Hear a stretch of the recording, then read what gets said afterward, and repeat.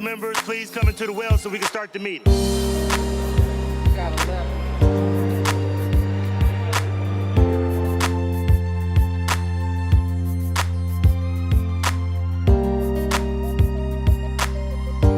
I got a quorum.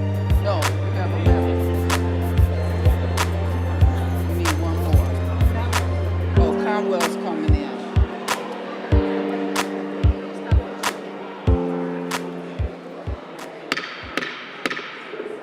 Madam Clerk, please call the roll. Griffin, Here. Bishop, Conwell, Gray, Hairston, Harsh, House Jones, Jones, Casey, Kelly, Moorer, McCormack, Polensik, Santana, Slife, Spencer, Starr. You have a quorum, Mr. President. Thank you. Will everyone please rise for a moment of silence, followed by the Pledge of Allegiance.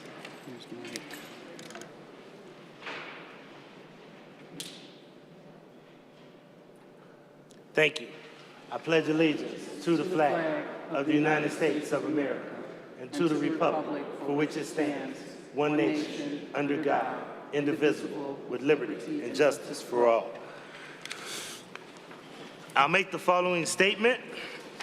This meeting of Cleveland City Council is a lawful meeting under Section 605.04 of the Codified Ordinances. No person with purpose to prevent or disrupt a lawful meeting shall do any act which obstructs or interferes with the due conduct of such meeting.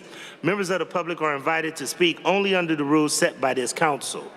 Disruptions, including but not limited to speaking out of turn and making loud noises and loud utterances, are in violation of the rules and interfere with the due conduct of this lawful meeting. Such disruptions may constitute a misdemeanor and a violation of Section 605.04. Anyone who disrupts this lawful meeting in violation of the codified ordinances commits misdemeanors and is subject to prosecution. The following is the first and only warning. If this meeting is disrupted, I will gavel a halt to the proceedings and direct the assembled officers to escort any person participating in the disruption out of the chamber. Once persons participating in this disruption are outside of the chambers, the officers will close the doors and the disruptors will be handled as directed by the Director of Public Safety. The council proceedings will not begin again until those that participated in the disruption have left the chamber and the chamber doors are closed. Disruptors will not be allowed back in the chamber after the meeting resumes. Again, this is the first and only warning. Madam Clerk, please dispense with the journal. By Councilmember Moorer, that the reading of the minutes of the last meeting be dispensed with the journal approved, seconded by Councilmember McCormack. Ricky Johnson. Oh, she's here? Okay, we'll bring them up for presentation. Okay. All right, we'll move to public comment. Once again, I want to remind all council members to acknowledge the speakers, and I want to make sure that the speakers recognize your time. Whenever you have 3 minutes, when you see the yellow come up, that means that it's time to wrap it up. When you see the red come on, that means to abruptly stop. First on the agenda, we have Andre Simmons. Andre Simmons is from Ward 1. Andre is here to talk about the Office of Professional Standards. He is not representing anyone and not being paid by anyone. Is Andre Simmons here? Andre Simmons? Okay. Mr. Simmons, you have the mic right in the middle. Right there. If anybody could show Mr. Simmons exactly where to go. Thank you, sir. 1 second. Don't put me on the clock yet.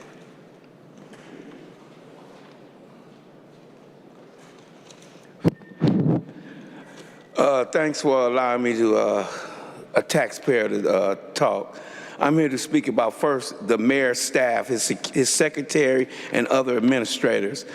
In my opinion, they are not only rude and unprofessional, they give off the impression, in my opinion, that either they're related, nepotism, or they have deep relationships because they can do whatever they want to do.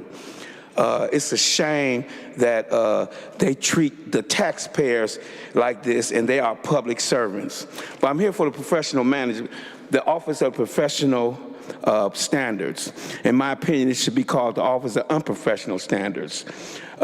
You have a supervisor down there, Christian, and my particular, the person looking to my situation is Mr. Kabir. They're doing nothing. The supervisor, Miss Christian, don't even know her supervisor's name or phone number. I did speak to Mr. Perez 6 months ago. He's no longer there. I got assaulted down at the casino in December by a police officer, Caucasian, in front of surveillance, in front of people and everybody. Nothing's happening. I wish before I leave here somebody give me a lawyer so I can go after somebody. The professional office standards is doing nothing, and the police officer is there today. Now, I asked a dumb question. He's a Caucasian. If I would have assaulted that man, where would I be? Don't even answer that, because that's an asinine question to even answer. I'll be in jail or hell, either or. Okay, and last but not least, the last week that you had a seminar or something on the first floor, and people was able to just walk in through the metal detector. The metal detector wasn't even working. That was unsafe. Just go ahead, sir, go on right in. Go anybody. You know, he'd just look at you and assume that no weapons was brought in. Come on, people. It's a shame the way we're carrying ourselves here, especially taking the taxpayers' money. And again, the Office of Professional Standards is a ripoff. Thank you. Thank you. Next, we have Mr. Darrell Houston. Mr. Houston is from Bedford Heights. He's here to talk about city issues. He's not representing anyone and not being paid by anyone. Mr. Houston, you have the floor. How's everybody doing? Good afternoon. Good evening, everybody. Unfortunately, today I had to come down here and talk about some things that's been taking place that I guess everybody not really paying attention to. And I'll just direct this to you, Mr. Griffin, because you're the president of everything. It seems to be of lack of leadership when it comes to corralling your council members. It seems one council member, Brian Kasich, spoke out on media about a situation that nobody in this room right now know anything about, and made a derogatory statement towards a monitor and asking for this monitor to be removed based on what we assume took place. In my opinion, that is very unprofessional. And I can go back and remember when Frank Jackson was mayor and Jane Campbell, they didn't allow a councilman to speak out of turn. They had to come through you, Mr. Griffin, whoever was sitting in that seat. And what we have is a rogue system down here. And when you ask for a man to recuse himself with no evidence whatsoever and write him a letter and then threaten to write the federal judge a letter, but you failed to write the federal judge the letter and put in what you're not doing, okay? You're kicking the can down the road, right? The responsibility for coming into consent decree, the responsibility lies on your city council. It lies on your safety committee, right? Your safety committee is responsible for getting the city in compliance, and they're not doing that, okay? And I want to point out Mr. Prolenzik, Mr. Conwell, Mr. Griffin, Mark Griffin, and the mayor, right? You guys are older than the mayor. Not one of you guys have attempted to educate or assist this young man in doing his job as a mayor. What you guys have systematically did is throw stones. If you're older people teach younger people. And right now, I don't see no leadership from my older colleagues. I'm gonna call you colleagues because we're all in the same city and we're all faced with the same issues. So I'm asking and I'm suggesting to Mr. Griffin, should I put a letter in writing about the safety committee not coming in compliance and doing what they're supposed to do? Let me know, because I will put it in writing. Because right now, when we're dealing with the utilities, I believe Mr. Kasich is over that, sits in the chair. 6, 7 months that went by since I came down here and brought y'all pictures of the polls on Harvard, and they still look the same. That's dereliction of duty and taxpayers' dollars being wasted at its best. Some of these things that I'm stating down the line, they are offenses that can get you locked up and also lose your pension. Prolenzik, thank you. Thank you. Next, we have Ms. Brenda Bickerstaff. Ms. Bickerstaff is from Ward 9, and Ms. Bickerstaff is here to talk about the letter to the federal monitor. She is not representing anyone and not being paid by anyone. Ms. Bickerstaff, you have the floor. Well, first I would like to give condolences to the 4 young people that got killed in the car crash, regardless of the circumstances. I don't matter. We lost 4 potential leaders that could have ran this country. The second thing I want to talk about is the collective bargaining agreement contract that you guys are going to rush through that's going to impact accountability and public safety. You rushed it through, you want to do an emergency ordinance. You cannot do that. You can't do that, and you're wrong for doing that. The citizens have a right to speak about the collective bargaining agreement. We have that right. We have to make sure it's in connection with the consent decree and the consent decree and the Cleveland Police Commission. We have that right to know that. Now let's move on to the letter with Councilman Casey. I'm going to read to you 359 of the consent decree, and this is what it says. Should any of the parties to the agreement determine that the monitor, individual, members, agents, employees, or independent contractors have exceeded their authority or failed to satisfy or perform the duties required by the agreement, the party may petition the court to such relief as the court deems appropriate, including replacement of the monitor and or individual members, agents, employees, or independent contractors. Mr. Casey, Councilman Casey, you submitted that letter with no evidence, no affidavit, no nothing. There's no body cam. And if you have been coming to the meetings, which you've never been to no meetings, even with the old commission, the new commission, or any court status hearings within 10 years, if you would have come to some of the meetings, you would know we spoke about people having body cams even with their secondary employment. That officer who engaged with Mr. Racine did not have on a body camera. Where is the evidence? Now, I'm going to go to you, Mr. Polenzig. You're the oldest. You're on the safety committee. You're the chair. Have you ever, and I've addressed this to Mr. Griffin 2 years ago, have you ever sit down with the police, the union, and ask them, what is the issue about coming into compliance? Compliance.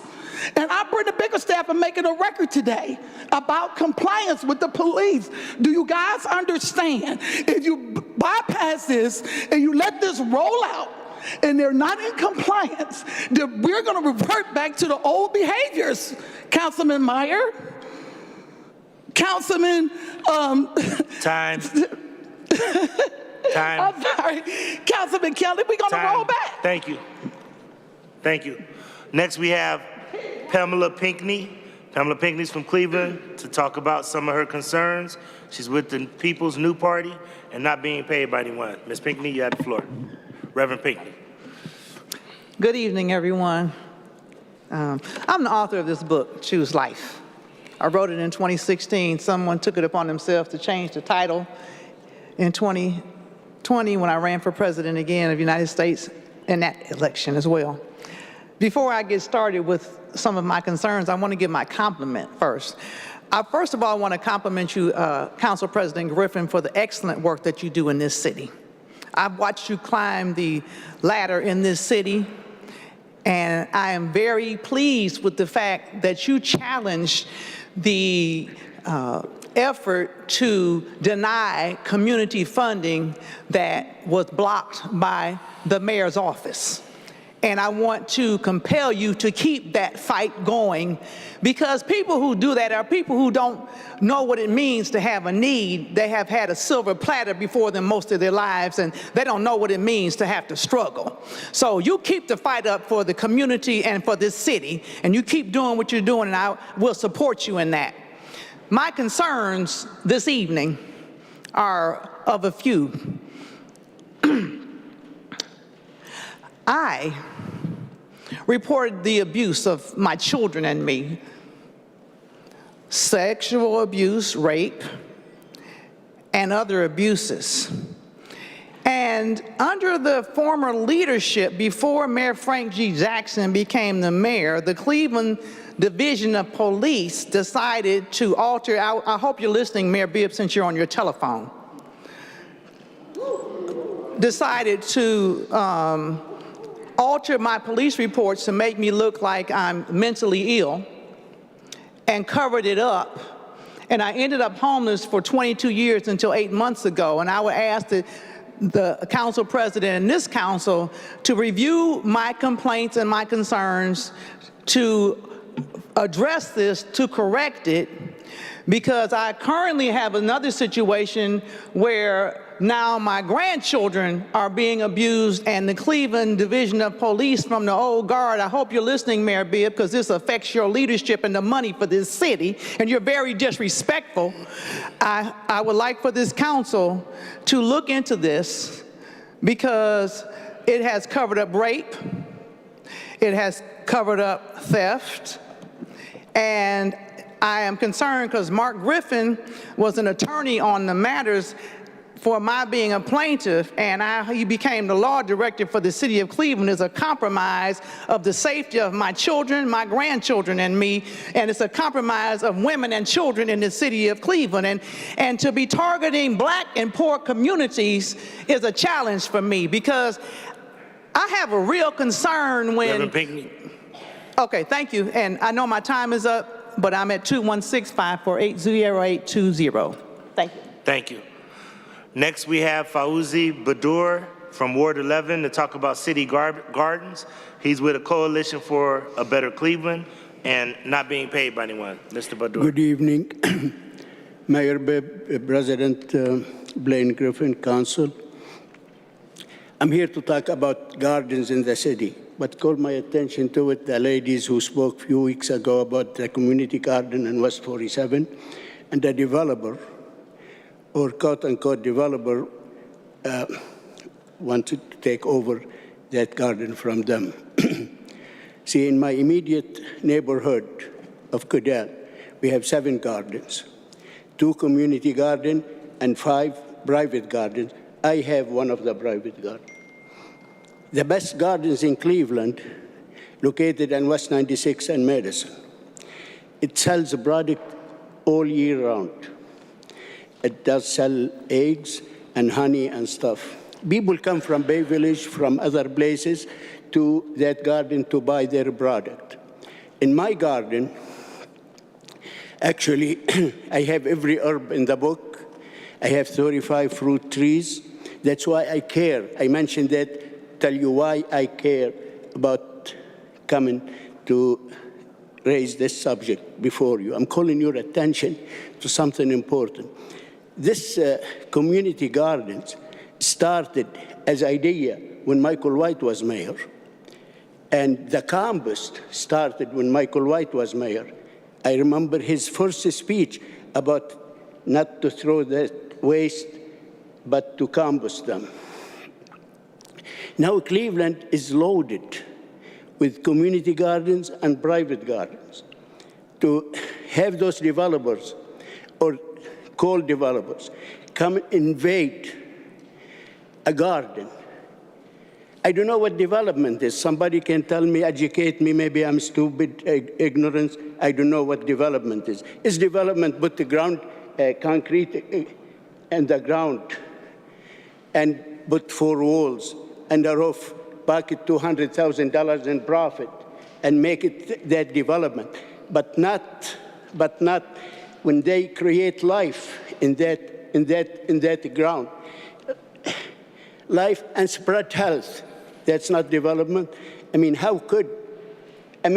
for somebody to come to be able to take a community garden must get help from this city, because the community garden usually owned by land bank in this city, and that's wrong. I'm not worried about my garden or any, because I have deeds, has my name on it. I don't call it, I own it, because I believe garden is soul, living soul, just like my soul, like I'm living soul, and soul cannot own another soul. See, I'm calling your attention, Mayor Bibb. Mr. Badir, time. One word. Time. One word. Everyone has the same amount of time, Mr. Badir. Time. Thank you. Next, we have Josiah Quarles. Josiah Quarles does not live in Cleveland. He's here to talk about public safety. He's representing NEOC, and he's not being paid by anyone. Mr. Quarles.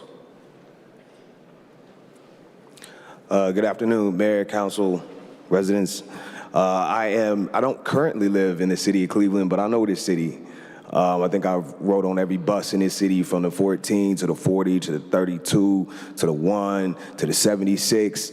I've been in over 20 schools within this city, working with over hundreds of young students and their families. And I've canvassed these neighborhoods doing eviction prevention in pretty much all of your wards, as organizing tenants to help protect them from predatory lending, predatory practices by landlords and other factors. I'm here to speak today because I was very disturbed, not surprised, unfortunately, by Councilman Polinsik's McCarthyism surrounding the drone usage. And I just wanted to give people a little context, especially for my black people in the room. Communism didn't come snatch my people from Africa. It didn't work them to death for generations. It didn't kill Emmett Till. They didn't burn down Tulsa. They didn't kill Tamir Rice. They did help organize sharecroppers after the Civil War. They did support multiracial labor organizing after the Great Migration in the North while facing extreme violence from capitalist robber barons of the time. They did play a huge role in liberation struggles across Africa with resounding effects. Some of the names you may recognize, like W.E.B. Du Bois, Fred Hampton, Huey Newton, Ella Baker, Richard Wright, Stokely Carmichael, Philip Randolph, Claude McKay, Paul Robeson, James Baldwin, Angela Davis. We lionize their iconography, but have no interest in the principles that guided their actions. Do not allow Councilman Polinsik and his ilk to define who we are, who we have been, or who we can be. Fred Hampton told a story of a police officer who came up to him and said, not to him, to an older woman whose children were in the breakfast program. And he said, you know, these folks is socialists. And she said, I don't know what socialist is, and I don't care. But I know that they feed my kids every morning, and if you mess with them, I'm gonna go upside your head, and I've known you since you was a grasshopper high. So what I want us to do, what we at NEOC continue to do, is to embrace a clear-eyed understanding of what the reality is today and has been, and let that inform the way that we move and the way that we communicate. There's no expectation of perfect alignment, okay? But while students are being disappeared from campuses, ICE is marauding through neighborhoods and shipping people all across the globe, what we do not need is an unfettered and with no guardrails drone policy. Time. Thank you. Thank you, sir. Next, we have James Jermalik from Parma. He's here to talk about St. Vincent Charity Hospital. He is not representing anyone and not being paid by anyone. Mr. Jermalik, you have the floor. Yeah. Holy Mary, Mother of God, pray for us sinners now at the hour of our death. Amen. The scripture I have gotten for over 3 years on the Middle East is, the revelation is certain, a great war. Daniel 10:1. Conditions in Gaza are worse than anything in this country has experienced, yet nobody is doing anything. John Kennedy said, and you call this the human race? All in the city council belong to a party that has resulted in the abortion of 100 million unborn babies. Repent. So why should they care about the relatively few babies perishing in Gaza? To the chairman, unless you have something in your 2002 rules, I'll address the rest of my speech to the public. I have written 3 messages to the city council, and they have done nothing, so maybe I can get the public to act. Could I address it to them? Please proceed, sir. Did he say yes? Did he say yes? Sir, you have the microphone. Please proceed. Okay. All right. Are you finished, sir? Yeah, so I'm going to address it to them, okay. It's okay, okay. When You got to talk in the mic. Okay.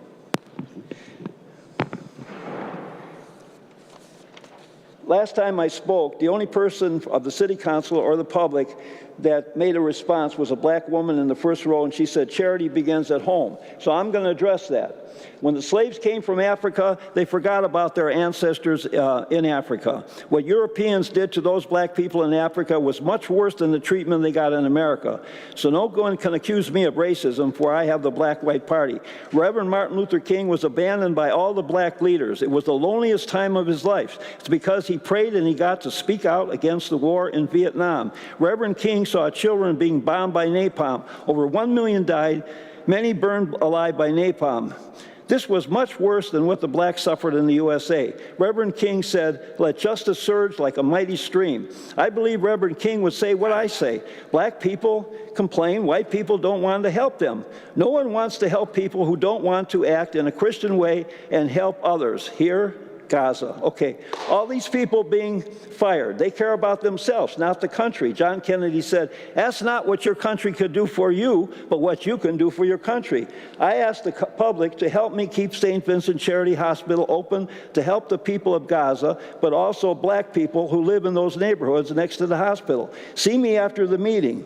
And if you're interested in helping me, see me after the meeting. I'll have some information for you. Thank you. Next, we have Terry Wong. Terry Wong is from Ward 3. She's here to talk about the Police Commission and poverty. She is not representing anyone and not being paid by anyone. Thank you so much. Good evening, Mayor Bibb, Law Director Mark Griffin, council members, and fellow Clevelanders. My name is Terry Wong. I had the honor of serving as a community police commissioner and remain deeply committed to justice and public safety in our city. Tonight, I respectfully call for collaboration to address serious concerns about the appointment process for the Community Police Commission. Over the past several months, I've submitted detailed feedback through public comments, formal requests, and a taxpayer demand letter to Law Director Griffin regarding violations of Charter 115.5. These include appointing police association members with prior discipline and failing to appoint an attorney with expertise in police misconduct, as required by law. These are not new concerns. They mirror the very problems that led the last commission into disarray, political interference from the people in this room. Cleveland cannot afford to repeat the same mistakes. Both the charter and consent decree call for independent, community-centered oversight, but leadership gaps at the Office of Professional Standards and use of force rates not going down. With that, we risk losing hard-won progress that affects both officers and residents.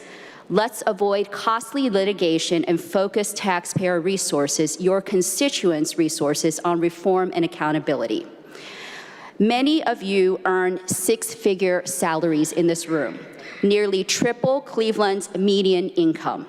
That gap makes empathy possibly harder.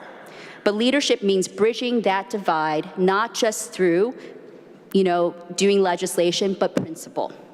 Tonight, I urge you to resolve these appointments issues lawfully and transparently. Civilian oversight must be much more than a checkbox. It must reflect a real commitment to justice. Thank you, and I have copies of the taxpayer demand letter with me, and you can follow me on updates on Instagram at Commissioner_Terry Wong. I also want to speak very briefly about Mr. Casey's letter. It is confusing. OPS should not be investigating Mr. Racine because OPS does not investigate civilians. It is likely investigating why the second officer who was on duty did not have body cam. The collective bargaining agreement had previous issues with officers escaping discipline, the same thing that you're trying to shepherd through tonight. And I do want to mention some of a personal note, the drone policy with Mr. Corres. I was the one that was assaulted by two commissioners for opposing the drone policy based on the fact that they were targeting protesters. Your police officers falsify those reports. Your law director refuses to investigate all this misconduct. If it's happening to a commissioner, if it's happening to the federal monitor who used to be Attorney General of DC, it is happening to all of us. And this retaliation for merely pursuing police misconduct must stop. Time. Thank you. Next, we have Angela Davis. Angela Davis is with Ward 3. Angela Davis is here to talk about voting. She is not representing anyone, not being paid by anyone. Is Mrs. Angela Davis here? Angela Davis going once, Angela Davis going twice. Ms. Davis is not here. We'll move on to our next agenda item. Madam Clerk, please please share communications.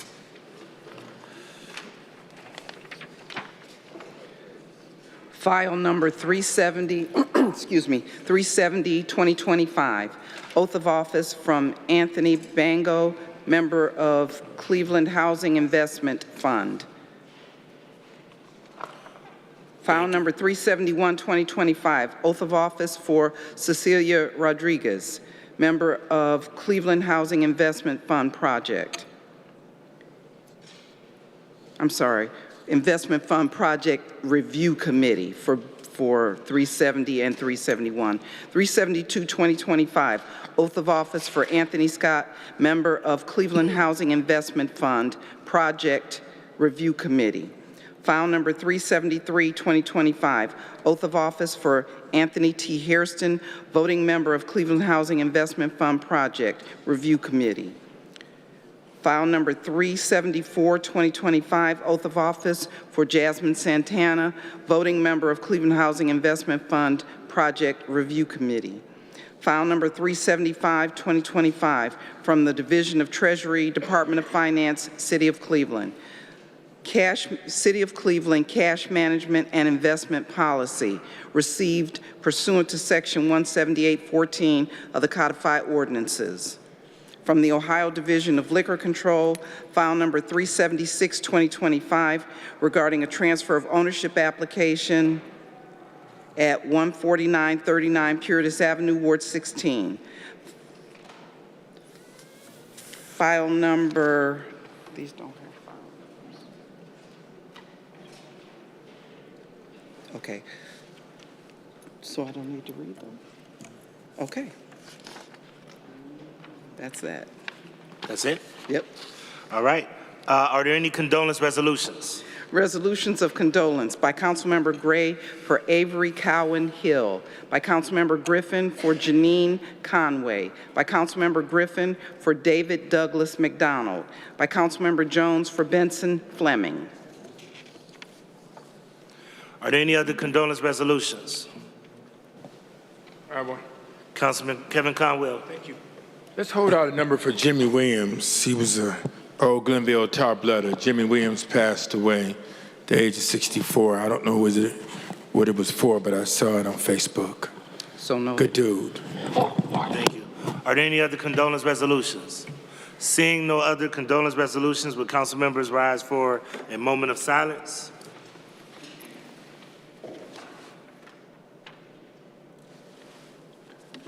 Thank you. Are there any congratulatory resolutions? Resolutions of congratulations by Councilmember House Jones for University Hospital's diabetes metabolic ribbon cutting.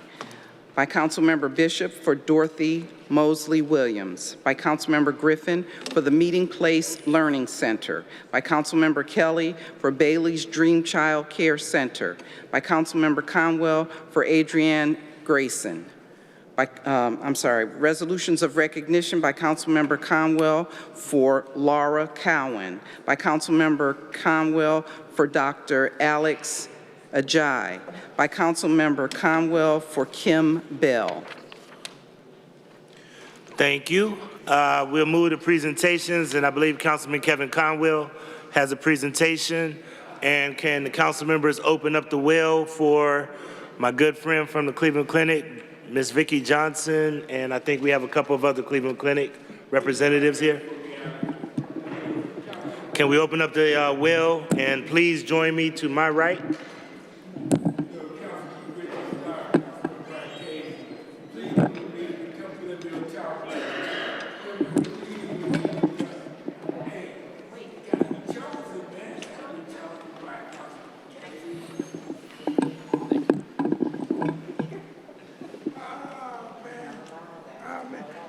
Council President, and I want to bring, this is about colon cancer and cancer awareness. So we'll bring up, also bring up Council Lady. Council Lady Santana, I found out when I was at Metro Hospital, you did a lot of work for people with cancer and breast cancer, colon cancer and all of that. So you need to come up. You never told me that, but I was in a meeting and they mentioned you 1,000 times, and I was so happy of your work working with people with cancer. You know, I'm 10 years in remission from colon cancer, and thank you very much. And I know when my sister first talked me into going to get my colonoscopy, I was like, sister, I don't need to go to get no colonoscopy. I don't eat meat, and I work out every day, some cool beans. So Jocelyn talked me into going, and I went. And when I was having my colonoscopy, when the guy was giving it to me, it hit a tumor.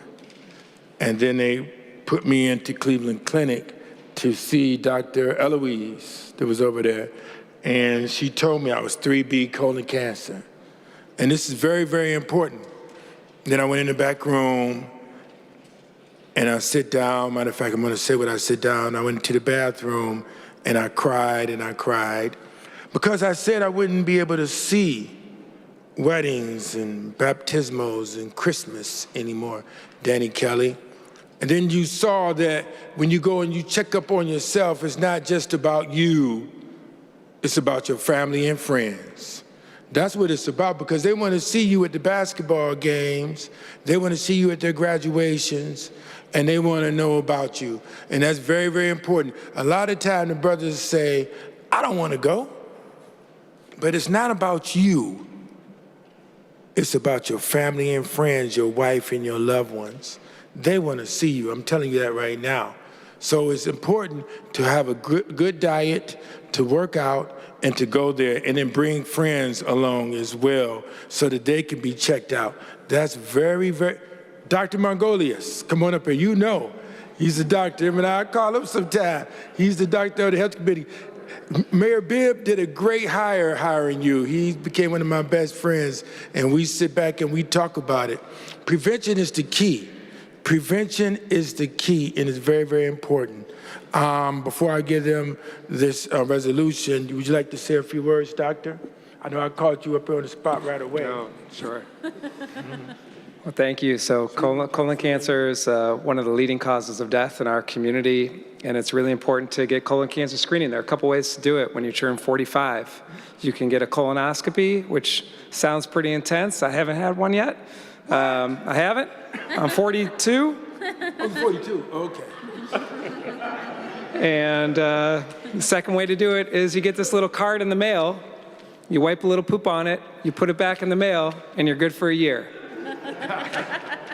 That's it. It's called a FIT card. And so I highly recommend doing it. It's really easy, and you can catch cancer early enough that it can be treated. Thank you. You know, Doctor, my daughter Christina had a friend, past tense, that was had colon cancer at 26 years of age. Younger than you, Star, you're not the youngest. At 26, and she died. Had a friend that I met this guy out there walking around. He was in the days. His last name is Williams. He was 36 years old. He had colon cancer. I helped him out because when the Lord bless you, you must go in and you must give back. And I helped him out a lot. He was 36 years of age, and he died of colon cancer. You know, so you have to pay attention to your body. You got to when you see something abnormal happen, and that's very, very important. This is Colon Cancer Awareness Month. I'll do this one first, Council President. I'm not going to read the whole piece here. Where's the members of Cleveland City Council are sincerely proud and pleased to join with Council Member Kevin Conwell in acknowledging the extraordinary work of Dr. Alex, I can't pronounce your last name, Ajay, Dr. Alex Ajay. He's an MD, PhD doctor, the chief of clinic to the Tulsa Cancer Institute on this noteworthy occasion of the acknowledgement ceremony, which is being held at Cleveland City Hall on Monday, March the 24th, 2025. So on behalf of the 300 I always say 74,000 residents. They just didn't fill the census out. We applaud you, Doctor.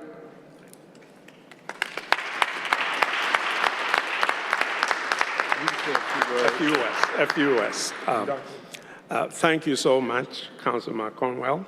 What I'll say is that, when you go to a restaurant, you have a great meal, it was the whole establishment that did it, from the head chef to the sous chef, the waiters, the servers, and everybody. It's a team effort. And when you come to the Tulsa Cancer Institute at Cleveland Clinic, same thing, is a team effort. As you all know, we are talking about colon cancer, but cancer can affect any organ in the body. And so we have a team of providers. Some of them you never see when you come there. They are the ones who work behind the scenes to make everything go along. They are not patient-facing. And then, because it affects every organ, you're going to the lab to get your blood test. Your pathology goes there for them to tell us what's going on. You get your scans. We talk with colleagues in the surgical departments, medical departments. So this proclamation is not really about me or for me. It's for all the providers at Cleveland Clinic. Thank you.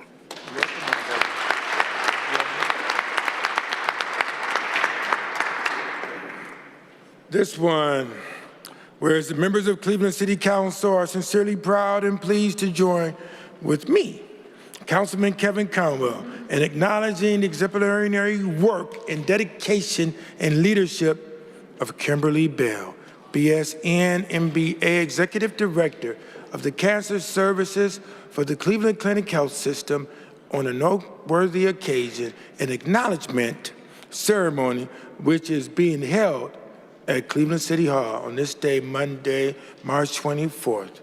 Kimberly?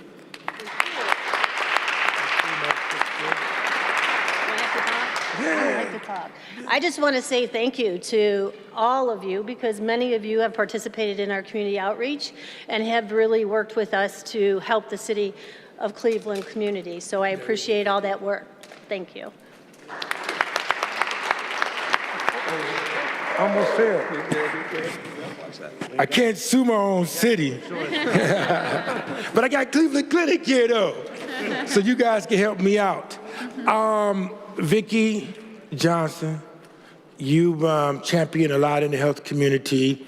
Even with Hitchcock Center for Women, you championed the $2.5 million to help out Hitchcock Center for Women and Children, which I really deeply touched me, because it's going to help a lot of females out with individual service plans, dealing with cancer, and the whole 9 yards. So saying that, we'll bring you up here to say something from Cleveland Clinic, my sister. Thank you very much.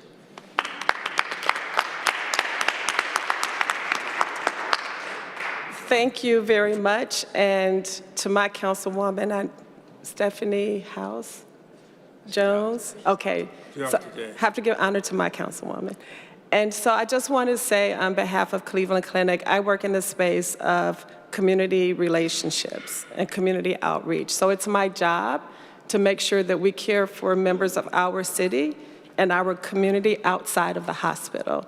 So what you've witnessed today is how I partner with our physicians, in this case, Cancer Toxic Center, to make sure that those other social issues that impact your health outside of the diagnosis, but whether you feel safe at home, whether you have good housing, access to food, parks, all those other social issues. So I just want to say thank all of you, because I've worked with many of you, elected officials, as well as public officials, so I see Sonia here, to make sure that we can build a healthy community together. So thank you, and I look forward to continue working with you. Vicki, what's your title? What's your title? Executive Vice President. And Vicki is being very modest. She is the chief, what is it again? She runs stuff, the chief community officer, not just in Cleveland, but in the United States of America.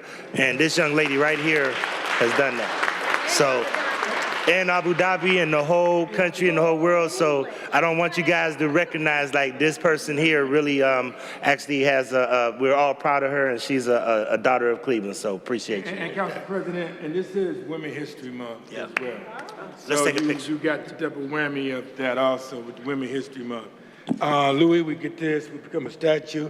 Mr. Mayor, you want to come over here? And don't hold us too long. I'm glad you get that piece on.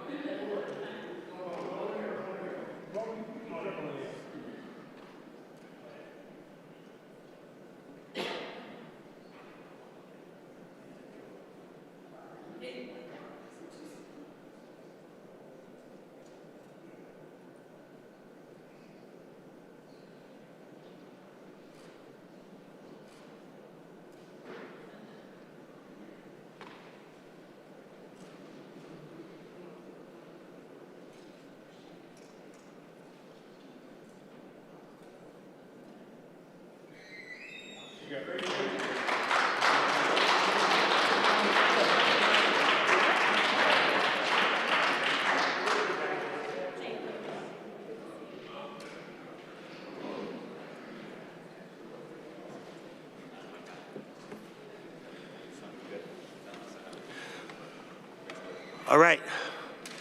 Madam Clerk, first reading, emergency ordinances referred for administrative review and committee review. Ordinance 378, 2025, by council members Bishop and Griffin by departmental request, authorizing the Director of Parks and Recreation to enter into a contract with Northeast Ohio Muni Football League, a.k.a. Cleveland Municipal Football Association, DBA Cleveland Muni Football League, to conduct a citywide youth football program. Is that just one? Before we move further, we do have Councilwoman Gray has another presentation. So if Councilwoman Gray can, if we could open up the well for Councilwoman Gray's guest. I believe it's Gladys Nelson. I'm sorry, I'm trying to, let's get this figured out. What you need? We both did a resolution for her, and some reason it was left on the shelf and it's not there. Is she here? Yeah. Okay, can we do this? Can we bring Miss, we'll just bring her up and we'll get the proclamation. I don't know where the proclamation is at. I'm not sure. But if we could open up the well for her and her family, and then you could just, we'll honor her, and then we'll figure out. Yeah, because she did one for a trip. Okay, I don't be knowing, you know me, Deb. They all here. It was set up for May 2, it was set up for March 24th. Nobody told me. I don't know who, I ain't nobody And tell I me. went to get the resolution, there was two of them, one in your name, one in my name. Nobody told me.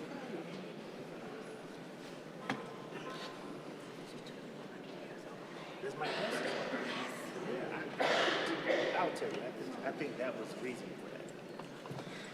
Ms. Nelson.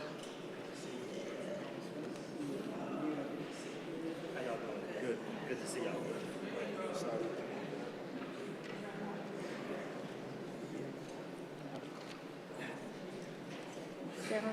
Come on, y'all, over here. The whole family, we can Come on. use this platform here.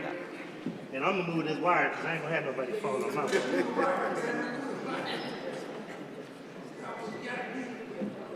We could use this platform and also fill in around Ms. Nelson.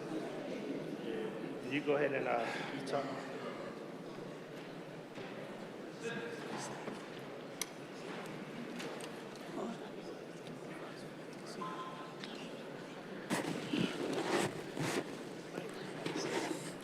Hello, everybody. Councilwoman Gray here. I want to present the resolution to Miss Gladys May Kelly Nelson Reed. She has turned 100 years old today.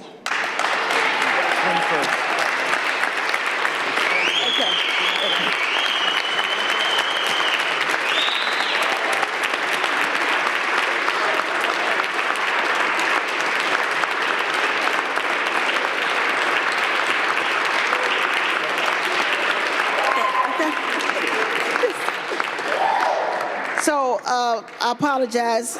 She said it was Friday, not today. She told me Friday. So, but however, reaching 100 years old is a milestone.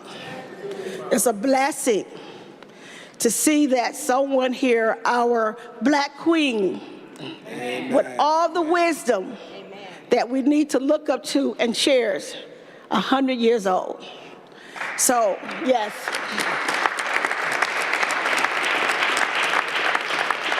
And I'll tell you my brief story. When I was campaigning 3 years ago, walking Ward 4, and knocked on Miss Reed's door, her daughter, her son Nelson, he's not here, Judge Nelson as well, that's her son too.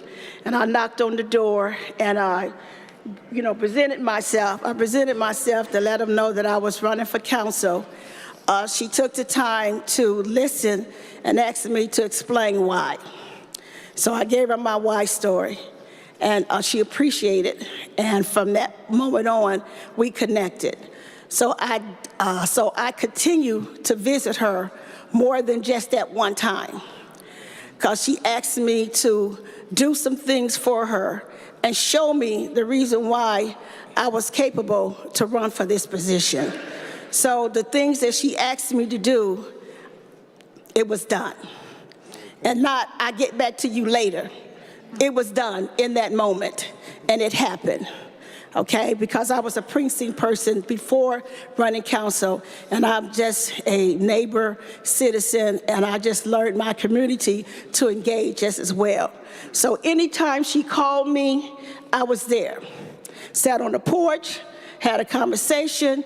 She called me with demands, she got it. So whatever it took, I did it. So just to say that, to be appreciative, to know Ms. Reed and get to know her not only as a council person, but as a friend and as someone that she trusted to know to get things done. I am so appreciative to be standing here with this Black Queen, to know that I'm gonna present her. We don't have the resolution. I don't know where it went to, but Councilman Blaine Griffin also had one for you, and I had one for you. But we're gonna get it to you to know that we're gonna present you with this resolution and for 100 years old today, and you're much appreciative and love. And this is her family.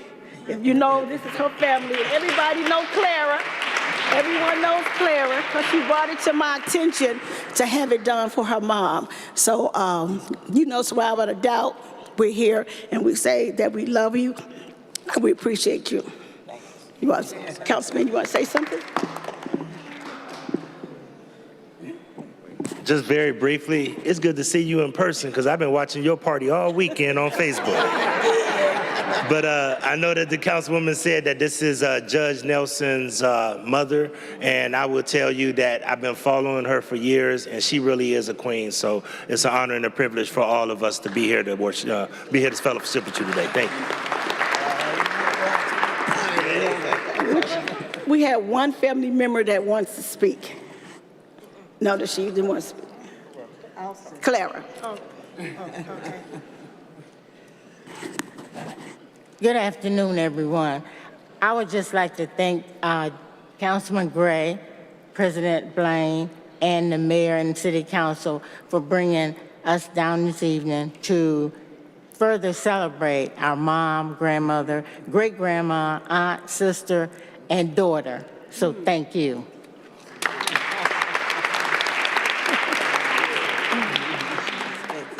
You want to say something, Ms. Reed? Well, I really was surprised, and as the council president said, we really had a party for me yesterday. And I see my son loves to use the, Facebook. So I'll have people walking up to me to say, I saw your party. But thanks, Pascal, for inviting me down and to see the city council. And I'm thinking I was in this room when my son became a judge. Yeah. So, thank you very much.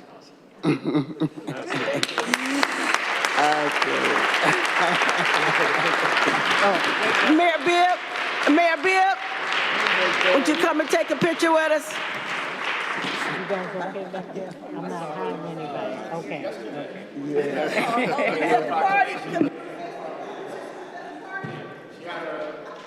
On too. Looking real good. One of the best colors ever, by the way. Second best.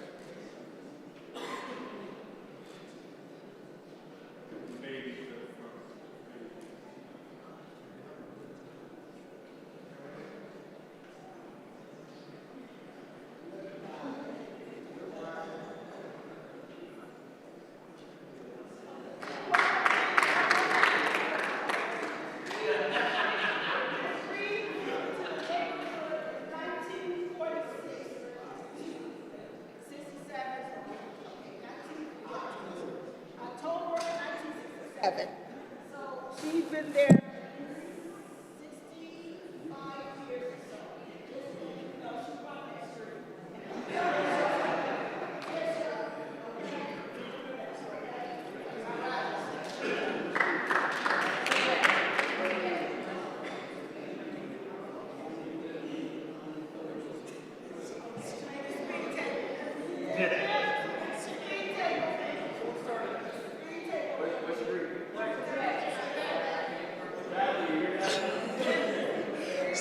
Start it out.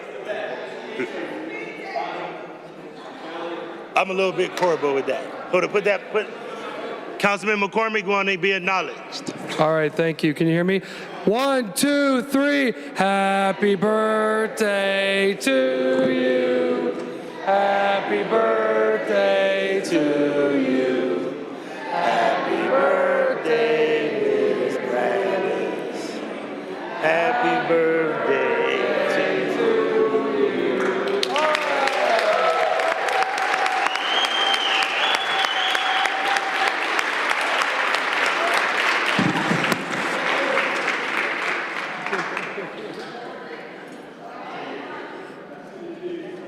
We'll give the family a chance to clear out before we start.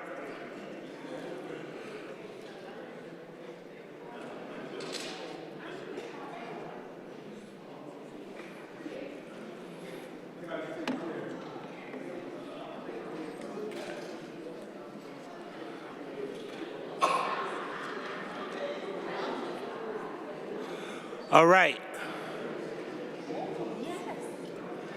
Madam Clerk, first reading emergency ordinances to be passed. You did one already, right?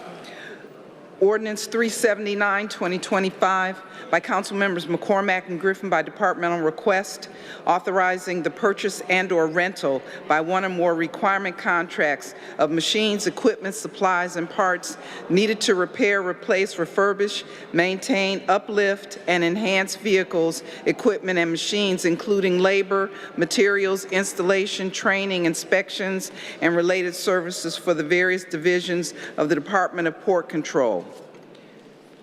Ordinance 383, 2025, by Council Members Santana and Griffin by departmental request, authorizing the director on behalf of the Office of Prevention, Intervention, and Opportunity to enter into an amendment to a contract with Youth Opportunities Unlimited to increase contract funds to recruit up to an additional 150 youth applicants and to hire 4 additional job coaches for 2025 and exercise the renewal options.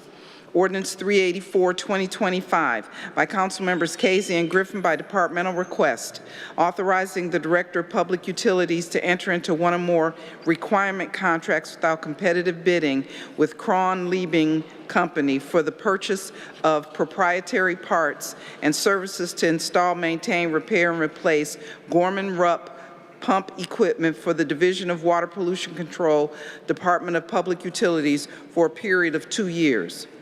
Ordinance 385, 2025, by Council Members McCormack and Griffin by departmental request, authorizing Director of Port Control to enter into various written standard and requirement contracts for the purchase, lease, or lease with option to purchase of various on-road vehicles, apparatus, and off-road equipment, cabs, bodies, and accessories, equipment, and other aftermarket items necessary to equip the vehicles authorized for their intended purposes, including vehicle rehabilitation, training, and inspections as needed for the Department of Port Control for a period of 1 year with a 1-year option to renew, exercisable by the Director of Port Control.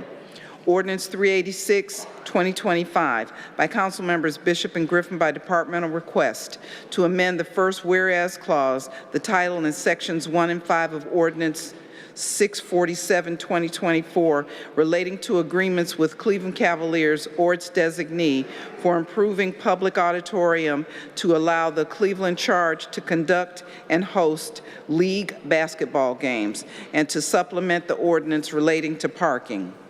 Ordinance 387, 2025, by Council Members Conwell and Griffin by departmental request, that various sections throughout chapters 251 to 291 of the Air Pollution Control Code are amended and repealed as enacted or amended by various ordinances, supplementing new sections throughout those chapters and enacting new chapters 266, 68, and 299 of the Air Pollution Control Code relating to fugitive emissions, indoor air quality, and penalties. Read the motion to suspend the rules. No. We got more? Yep. Okay. Excuse me? All right, where am I at? Right, that was just first reading. Right, but that was the first reading, so it's read the motion to suspend the rules, right? Okay, where we at? Oh, so we just now going to first. Okay, I got it. First reading emergency ordinances to be passed. Ordinance 377, 2025, by Councilmember Griffin to amend Section 2 of Ordinance 1061, 2024,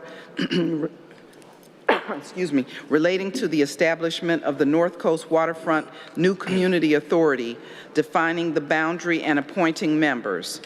Ordinance 388, 2025, by Council Members Starr, Hairston, and Griffin by departmental request, authorizing the mayor and the commissioner purchases and supplies to acquire and reconvey properties presently owned by JSAACC LLC or its designee located at 7515 Cedar Avenue for the purpose of entering into the chain of title prior to the adoption of tax increment financing legislation authorized under Section 570941 of the revised code for the African Town Plaza project.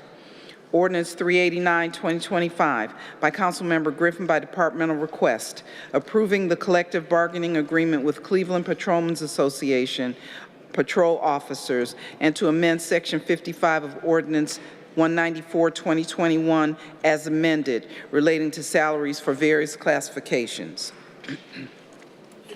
Read the motion to suspend the rules. By Councilmember Moore, that the rules be suspended and the legislation just read be placed on final passage. Seconded by Councilmember McCormack. Call the roll. Griffin, Bishop, Conwell, Gray, Hairston, Harsh, House, Jones, Casey, Kelly, Moore, McCormack, Polensek, Santana, Slife, Spencer, Starr. 15 yeas.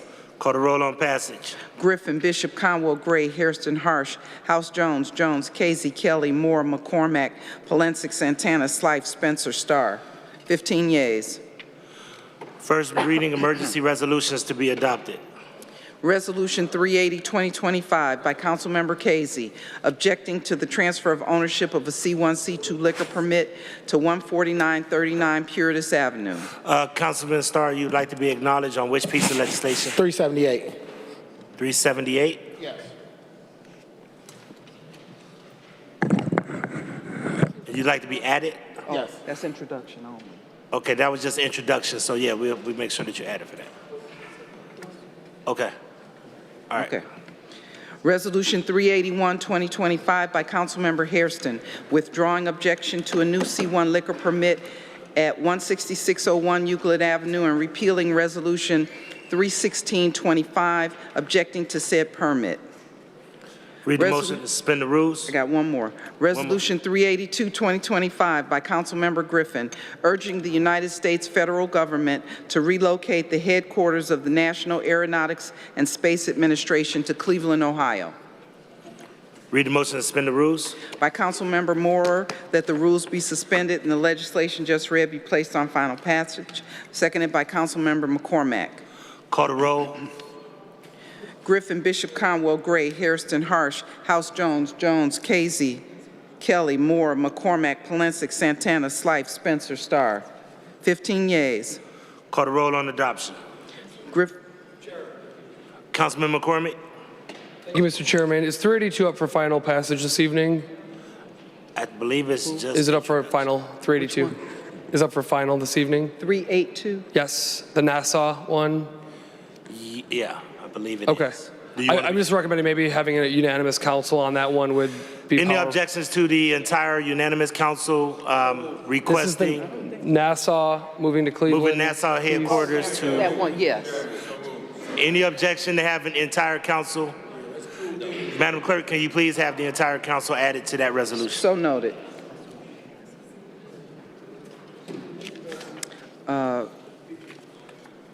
Where are we? On adoption. Call the roll on adoption. Griffin, Bishop, Conwell, Gray, Hairston, Harsh, House Jones, Jones, Casey, Kelly, Moore, McCormack, Polensek, Santana, Slife, Spencer, Starr. 15 yeas. Second reading emergency ordinances to be passed. Ordinance 719, 2024, as amended by Council Members Hairston and Griffin by departmental request to amend sections 2, 3, 4, 5, 6, 7, and 8 of Ordinance 482, 2022, relating to establishing the entire city of Cleveland as a community reinvestment area. Ordinance 157, 2025 by Council Members Spencer, House Jones, Bishop, and Griffin by departmental request, authorizing Director of Capital Projects and/or City Planning to enter into one or more contracts with Savonia Studio, Lauren HB Studio, and Kistler Studio for professional services necessary for the design, production, and installation of 3 yet-to-be-designed public artwork installations at the renovated Clark Recreation Center, the renovated Sterling Recreation Center, and the new fire station number 26. Ordinance 176, 2025 by Council Members Bishop and Griffin by departmental request, authorizing Director of Public Works to enter into an amendment to a contract with Lorain County Landfill to add additional services for the handling and disposal of solid waste. Ordinance 178, 2025, as amended by Council Members McCormack, Bishop, and Griffin by departmental request, authorizing the Director of Capital Projects to employ one or more professional consultants for the preliminary design, the final design, and construction services relating to the rehabilitation of the Carter Road Lift Bridge, to apply for and accept any gifts, grants, or loans from appropriate State of Ohio department or other public or private entities or agency for the rehabilitation of the Carter Road Lift Bridge. Ordinance 217, 2025 by Councilmember Griffin, authorizing the Clerk of Council to enter into an agreement with St. Martin de Porres High School to participate as a sponsor of students for work-study positions within Cleveland City Council. Ordinance 232, 2025, by council members Bishop and Griffin by departmental request, authorizing the Director of Public Works to enter into one or more agreements with the State of Ohio Department of Transportation to provide services necessary for general routine maintenance and repair of a portion of State Road 176 for a period or periods not to exceed a total of 2 years. Ordinance 233, 2025, by council members Bishop and Griffin by departmental request, determining the method of making the public improvement for the grinding of pavement for the local resurfacing of city streets and authorizing the Director of Public Works to enter into one or more public improvement requirement contracts for the making of the improvement for a period up to 1 year with 2 one-year options to renew, exercisable by the Director of Public Works. Ordinance 235, 2025, by council members Bishop and Griffin by departmental request, authorizing the purchase by one or more requirement contracts of rock salt for the Division of Streets, Department of Public Works for a period of 1 year. Ordinance 239, 2025, as amended, by council members Bishop and Griffin by departmental request, authorizing the Director of Public Works to enter into one or more contracts with Faster Asset Solutions for the acquisition of a database management system, including software licenses, system support, annual maintenance, and services necessary to migrate a web-based system for the Division of Motor Vehicle Maintenance, Department of Public Works, for a period of 2 years. Ordinance 242, 2025, by council members McCormack, Hairston, and Griffin by departmental request, approving the addition of certain property located at 2164-2214 West 25th Street to the Northeast Ohio Advanced Energy District, accepting and approving a petition and a plan from property owner in the district identifying a special energy improvement project, declaring it necessary to conduct the special energy improvement project, providing for the assessment of the cost of such special energy improvement project, authorizing the Director of Economic Development to enter into a cooperative agreement and a special assessment agreement to implement the project and declaring an emergency. Ordinance 245, 2025, by Councilmember Griffin by departmental request, to amend Section 2 of Ordinance 75, 2024, relating to professional services of providing emergency medical billing services, coding, reimbursement, and compliance services. Ordinance 303, 2025, as amended, by Council Members Conwell and Griffin by departmental request, to supplement Ordinance 549, 2023, to add new Section 10 relating to a grant from Ohio EPA for operation of Division of Air Quality, to add authority to enter into a contract with Teledyne API for the purchase of air monitoring equipment. Ordinance 304, 2025, by council members Bishop and Griffin by departmental request, to amend Section 551.111 of the codified ordinances as amended by Ordinance 974-13, relating to setting out an excessively large quantity of waste for collection prohibited, applicability and penalty. Ordinance 305, 2025, by council members Bishop and Griffin by departmental request, to amend Section 551.112 of the codified ordinances of Cleveland, Ohio, as amended by Ordinance 2393-02, relating to fees for dumpster and compactor rentals, and to amend Section 551.301 of the codified ordinances as amended, relating to service charges for tire shredding. Ordinance 306, 2025, by council members Bishop and Griffin by departmental request, authorizing the purchase by one or more requirement contracts for the transfer and disposal of tires for the Division of Waste Collection and Disposal, Department of Public Works, for a term of 2 years. Read the motion to suspend the rules. By Councilmember Moore, that the rules be suspended and the legislation just read be placed on final passage. Seconded by Councilmember McCormack. Call the roll. Griffin, Bishop, Conwell, Gray, Hairston, Harsh, House, Jones, Casey, Kelly, Moore, McCormack, Polensek, Santana, Slife, Spencer, Starr. 15 yeas. Call the roll on passage. Griffin, Bishop, Conwell, Gray, Hairston, Harsh, House, Jones, Casey, Kelly, Moore, McCormack, Polensek, Santana, Slife, Spencer, Starr. On 305-2025, 14 yeas, 1 nay. On all others, 15 yeas, no nays. Councilwoman House Jones. You good? Okay.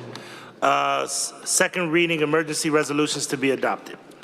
Resolution 324-2025 by Councilmembers Conwell and Griffin supporting National Colorectal Cancer Awareness Month and declaring the month of March as Colorectal Cancer Awareness Month annually in the city of Cleveland to help raise awareness and encourage people to begin colon cancer screening at age 45 as recommended by the American Cancer Society. Resolution 333-2025 by Council Members Conwell, Starr, House Jones, Slife, Kelly, and Griffin, McCormick, and Santana, strongly encouraging the Cleveland Metropolitan School District to install school bus stop arm safety cameras that will capture drivers who fail to stop when the bus stop arm is out and pass school buses that are loading and unloading children. Can we add Councilman Mike Polensek to that? He is supposed to be added. I thought it was a couple of council members. So noted. Okay. All right. Okay. I might have missed him. Read the motion to suspend the rules. By Councilmember Moore that the rules be suspended and the legislation just read be placed on final passage. Seconded by Councilmember McCormack. Call the roll. Griffin, Bishop, Conwell, Gray, Hairston, Harsh, House, Jones, Casey, Kelly, Moore, McCormack, Polensek, Santana, Slife, Spencer, Starr. 15 yeas. Call the roll on adoption. Griffin, Bishop, Conwell, Gray, Hairston, Harsh, House, Jones, Casey, Kelly, Moore, McCormack, Polensek, Santana, Slife, Spencer, Starr. 15 yeas. Thank you. We'll now move towards introductions. There's two people who are in the audience who I would like to acknowledge. One is a person who was very instrumental when my granddaughter was born. He was one of the head doctors at Metro Health, and I want to acknowledge Dr. Ish, if he could please stand. Dr. Ishmael. The other person, bringing back memories to see him in the audience. This is my good friend. I know a lot of you know him, Dr. Ronnie Dunn, if he could please stand. Dr. Ronnie Dunn. Are there any other introductions? Councilman Richard Starr. Definitely introduction to Coach Boom from Garden Valley Falcons, the director, coordinator, who is running one of the best programs in Muni League.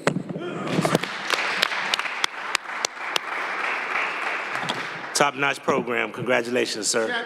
Top-notch program. Not second place. The Jaguars used to beat them up a little bit, but they doing all right though. All right, any other introductions? Any other introductions? Any other introductions? Councilman Kevin Conwell? No, you can't forget one of the #1 activists out there, Mo and Fred and his group. You guys can all stand up. Let me say this. If it wasn't for this group here, right on the corner of Adams and East 105th Street, Mr. Mayor, we would have a lot of issues over there in that whole area over there. So they keep it locked down and they help the residents over there with a lot of things. Adams, Pierpont, Parkgate, Kempton, Greenlawn, Somerset, it goes on and on. So we want to personally thank you on behalf of the 374,000 residents in the city of Cleveland. Thank you once again. Are there any other introductions? Any other introductions? Seeing no other introductions, are there any announcements? Any announcements? Councilwoman Stephanie House Jones. Yes, so I wanted to make sure that I invited everyone. There are two events this upcoming Wednesday. It will be a county property tax meeting held in Cleveland. It will be hosted in Ward 7 at Second Ebenezer Baptist Church. That's what hosted with County Councilwoman Yvonne Conwell and myself. People who have questions about property taxes, the county has been doing them all across the county, and this is the one that will be held in the city of Cleveland. Also, finally, on Saturday, March 29th, we will have the Cleveland Commission on Black Women and Girls Empower Her Connect. It's a meetup for Black women. This is a drop-in for Black women and girls to get to know each other, which will be held at Garrett Morgan School of Leadership and Innovation. There will be 2 sessions, one drop-in at 10 a.m. and another drop-in at 12 p.m. All are welcome to come and engage and connect. Thank you. Thank you. We'll now move to miscellaneous, and I do know that Councilman Chris Harsh has asked for extra time. Councilman Harsh, miscellaneous. One of these mics works and one doesn't. I think it's this one, right? This one works? Okay, great. All right, so let's use the cheers and jeers format tonight. We'll do some cheers and jeers. First off, cheers to you, Council President. I read your piece in the Plain Dealer yesterday about the city budget process. It was excellently written, wonderful points in there. Getting an extra $4.6 million for our communities does not mean a whole lot in terms of the overall health of the city. It's going to be a good help for people in the neighborhoods, and I'm glad you stuck to your guns on that. And yeah, absolutely. We passed it unanimously because we all agree in that budget. I also want to cheer Cuyahoga Democrats.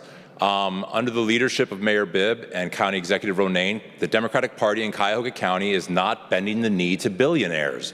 We are not rolling over for the Haslam Sports Group to steal our team and run down the highway, quite literally committing highway robbery. And I'm glad to see all the Democrats in this town unified and standing up for what's right for the voters and the taxpayers of this city. So good job to all the Democrats in Cuyahoga County right now. But I do need to spend most of my comments on the jeers, and that's because as a parent of Cleveland students, it's very, very frustrating when you have to watch the schools do things that you disagree with. Because as a parent, I have no input and no say into how the schools are run. As a taxpayer, I have no input or say into how the schools are run. As a Cleveland City Councilman, I have no input into the schools or how they are run. The only input I have into the schools or how they are run is when I vote every 4 years for mayor. Because unlike every other school district in Ohio, Cleveland is uniquely autocratic. The mayor picks the school board, the mayor hires the director or the CEO, and they run the schools. One person runs the entire school district. So when I have an issue with the schools, I really only have one person to talk to. And right now we have a big concern. They're proposing that we reduce educational classroom time, educational minutes in CMSD. And this is a major problem. To be clear, we should not be reducing any classroom time for students at CMSD. Our scores aren't so high that we can tell kids to kick off a half hour early every day. It's been said that test scores are only an indication of household income. Some of you have heard this said before. Right?